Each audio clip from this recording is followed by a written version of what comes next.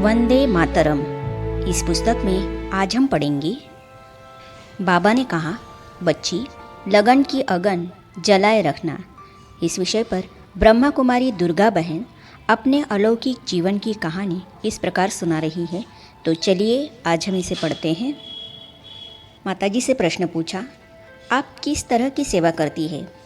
माताजी ने कहा, पहले मैं हर सोमवार गीता पाठशालाओं में क्लास कराने जाती थी। अभी हमारे घर में ही गीता पाठशाला चलती है। वहाँ रोज़ 8-10 आत्माएं आती हैं। उनको मुरली सुनाती हूँ। बाबा ने मुझे पाक कला भी दी है। सेंटर पर कोई विशेष टोली बनाने में और ब्रह्मा भोजन बनाने में सहयोग देती हूँ। माताजी के युगल राधेश्याम भाई जी उनसे प्रश्न पूछा, राधेश्याम भाई जी, आपको ज्ञान में निश्चय कैसे हुआ? भाई जी ने कहा, सन 1981 में मैं पांडव भवन के आंगन में अव्यक्त बाप दादा से मिला था। मैं पत्नी के साथ दिल्ली में मानव संरक्षण महासम्मेलन देखने गया था। वहाँ से हम मधुबन आए थे बाबा से मिलने। युगल दुर्गा लगभग 12-13 सालों से ज्ञान में चल रही थी, लेकिन मुझे इस ज्ञान में विश्वास नहीं था, क्योंकि आजकल तो अपने को भगवान कहलाने वाले बहुत पैदा हुए हैं। इसीलिए मैंने समझा कि यह भी ऐसा ही होगा। मैं मधुबन ज्ञान में निश्चय के कारण नहीं आया था, परंतु परीक्षा करने के लिए आया था। मैंने देखा बाबा गुलजार दादी जी के तन में शाम को 6 बजे आए थे। मैं डॉक्टर हूँ। मेडिकल साइंस में आता है कि कोई व्यक्ति दूसरों की आवाज़ में बात करता है तो ज़्यादा समय तक नहीं कर सकता, कुछ मिनटों तक ही उस आवाज़ में बोल सकता है। बाबा लगातार 6 घंटों तक उसी अव्यक्त स्वर में मुरली सुनाते रहे, बच्चों से बातें करते रहे। हम दोनों के साथ भी पर्सनल मुलाकात की, लेकिन उनके स्वर में कोई फ़र्क नहीं आया। वही अव्यक्त स्वर था। उस दिन बाबा ने शांति की शक्ति पर मुरली चलाई। बाबा का जो शांति के बारे में विवरण था, उसे सुनकर मुझे लगा कि यह ज्ञान भगवान के सिवाय और किसी का नहीं हो सकता। यह मनुष्य के वश की बात नहीं है। इन 2 बातों से बाबा और बाबा के ज्ञान में मुझे निश्चय हुआ। इसके बाद मुझे बहुत नशा चढ़ गया कि मुझे भगवान मिल गया। इसके 1 साल बाद फिर मैं बाबा से मिला तो बाबा ने मुझे वरदान दिया, बच्चे, दुनिया वाले समझते हैं कि आप इनके अर्थात ब्रह्मा कुमारियों के चक्कर में फंस गए हो, लेकिन बेचारे वे यह नहीं जानते कि आप दुनियावी सब चक्करों से छूट गए। भाई जी से प्रश्न पूछा, दुर्गा बहन ने आपसे पवित्रता की बात नहीं कही?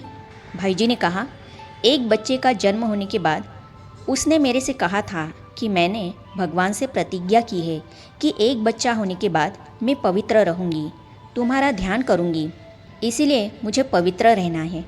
मैंने कहा, तुमने भगवान को वचन दिया तो मुझे पूछकर दिया था क्या? डॉक्टर होने के कारण मैं यही बताता था कि जैसे शरीर के लिए भोजन ज़रूरी है, वैसे विकार भी ज़रूरी है। इससे आगे बोलने दुर्गा की हिम्मत नहीं थी। वह मेरे से बहुत डरती थी। कभी कभी फिर बात उठाती थी। मैं नहीं मानता था तो चुप हो जाती थी, लेकिन उसके अंदर ही अंदर बहुत खाता था। उसको मानसिक रूप से बहुत तकलीफ होती थी, कभी बेहोश भी हो जाती थी। भाई जी से प्रश्न पूछा, फिर पवित्रता की पालना कब से शुरू की? भाई जी ने कहा, सन 1980 में हम लंदन गए थे। वहाँ 4-5 दिन रुके थे। एक दिन दादी जी ने हमें सुदेश बहन, वाड़ी बहन और मन्नू भाई के साथ एक स्थान पर पिकनिक के लिए भेजा। रास्ते में मन्नू भाई ने अपना अनुभव सुनाया कि कैसे ईश्वरीय ज्ञान द्वारा उसने अपने शराबी जीवन को शराफत का जीवन बनाया। उसकी जीवन कहानी सुनकर मुझे लगा कि सच में इस ज्ञान में कोई ताकत है। तब मुझे संकल्प आया कि ऐसे ऐसे लोग बदल सकते हैं तो हमारा बदलना क्या बड़ी बात है, क्योंकि हम तो खानदान से शाकाहारी और सात्विक लोग थे। उस समय से मैंने निर्णय किया कि हम भी पवित्र जीवन बिताएंगे। भाई जी से प्रश्न पूछा, ज्ञान, योग और पवित्रता के बारे में दुर्गा बहन आपको स्पष्ट रूप से क्यों नहीं बता सकी? भाई जी ने कहा, मैं समझता हूँ, उम्र का अंतर होने के कारण। वह मेरे से 7-8 साल छोटी है। दूसरी बात, शिक्षा का स्तर, वह उतनी पढ़ी लिखी नहीं है। मैं MBBS पढ़ा हुआ हूँ। तीसरी बात, घर में उसकी तरफ लेने वाला भी कोई नहीं था। इसीलिए मैं समझता हूँ कि सारी बात साफ तरीके से कहने में वह डरती थी। दुर्गाष्टमी के दिन जन्म होने के कारण ही इसके माता पिता ने इसका नाम दुर्गा रखा था। लंदन से आने के बाद उसके जन्मदिन पर मैंने कहा, आज मैं तुमको जन्मदिन का उपहार देता हूँ, आज से हम पवित्र रहेंगे। सन 1980 दुर्गाष्टमी के दिन से लेकर आज तक हम मनसा वाचा कर्मणा पवित्रता की पालना करते आए हैं। आपस में हमारी दृष्टि, वृत्ति, कृति सब आत्मिक और शुद्ध है।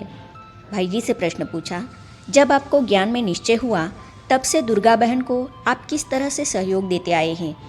भाई जी ने कहा, सब तरह से। ज्ञान में आने से पहले मैं हालांकि इसको किसी बात के लिए मना नहीं करता था।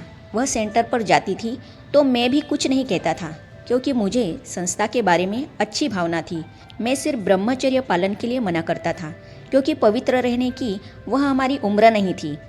दुर्गा को बंधन मेरा नहीं था, मेरे माता पिता का था, क्योंकि शुरू में दुर्गा बहन ने उनको सारी बातें सच सच और जैसी थी वैसी ही सीधी सीधी बता दी, तो उन्होंने इस पर पाबंदी लगाई और विरोध करना शुरू किया। 6 साल तक यह मुरली फ़ोन पर ही सुनती रही। ज्ञान में निश्चय होने के बाद मैंने इसको हर तरह से सहयोग दिया। भाई जी से प्रश्न पूछा, आपने किस तरह की ईश्वरीय सेवाएं की? भाई जी ने कहा, शुरू में तो VIPs की सेवा करता था। अभी तो सेवा करने वाली पढ़ी लिखी बहुत अच्छी बहनें आई हैं, इसलिए अब मैं मेडिकल विंग की सेवा करता हूँ और बहनें जो भी सेवा देती हैं कर लेता हूँ। भाई जी से प्रश्न पूछा, दुर्गा बहन से आप संतुष्ट हैं? भाई जी ने उत्तर में कहा, पूरा संतुष्ट हूँ, क्योंकि हम दोनों का मार्ग एक ही है। हम जो भी करें उसमें दोनों का भला रहता है। हम दोनों का ज़्यादा समय सेंटर पर या शांति सरोवर में ही सेवा में जाता है। मैं जिज्ञासुओं को अटेंड करता हूँ और दुर्गा जी भंडारे में सेवा करती है। हम दोनों इस ईश्वरीय ज्ञान मार्ग से बहुत खुश हैं, पूरे संतुष्ट हैं। मुझे देखते बाप दादा बोले, बीज शक्तिशाली है, पुण्य आत्मा है। ब्रह्मा कुमारी सरस्वती माता, आपको इस ईश्वरीय ज्ञान में चलते 33 वर्ष हो गए। परिवार में आपने ही सबसे पहले ज्ञान प्राप्त किया। आपका पूरा परिवार इस आध्यात्मिक ज्ञान में चलता है। गृहस्थ में रहते हुए भी आपका जीवन ट्रस्टी जीवन है। आप, आपका पति, आपका बेटा और आपका भाई मधुबन महायज्ञ में सेवा करते हैं। आपकी 3 बेटियां ईश्वरीय सेवा में समर्पित होकर कर्नाटक और आंध्र प्रदेश में सेवा कर रही हैं। ईश्वरीय ज्ञान मार्ग में कई ऐसी माताएं हैं जिन्होंने ईश्वरीय ज्ञान योग से अपने पूरे परिवार और कुल का उद्धार किया है। उनके एक परिवार में 20-30 के लगभग सदस्य हैं। वे सब के सब ईश्वरीय विद्यार्थी हैं। अपने अपने घरों में ही गीता पाठशालाएं अथवा ब्रह्मा कुमारी सत्संग चलाते हैं। ऐसी अनेक माताओं में से एक माता अपना अनुभव यहाँ प्रस्तुत कर रही है, जिन्होंने 40 लौकिक सगे संबंधियों को ज्ञान में लाया है। नाम है ब्रह्मा कुमारी सरस्वती माता, हिंदूपुर, आंध्र प्रदेश। मैं छोटेपन से ही भक्ति करती थी। मुझे श्री राम और श्री कृष्ण से बहुत प्यार था। इनके जीवन चरित्र को कथा के रूप में, गीतों के रूप में सुनाती थी। गीता के श्लोकों को भी मैंने कंठस्थ किया था।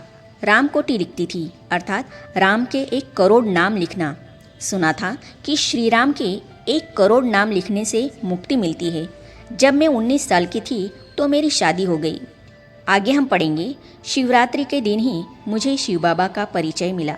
तो इन अनुभवों को हम पढ़ेंगे अगली कड़ी में। तो ये जानने और पढ़ने के लिए इस चैनल को सब्सक्राइब करने के साथ ही साइड में जो बेल आइकॉन है उसे भी क्लिक कीजिए, ताकि आने वाली सभी वीडियो और अब तक की सारी वीडियो आप तक पहुंचती रहेगी। ओम शांति।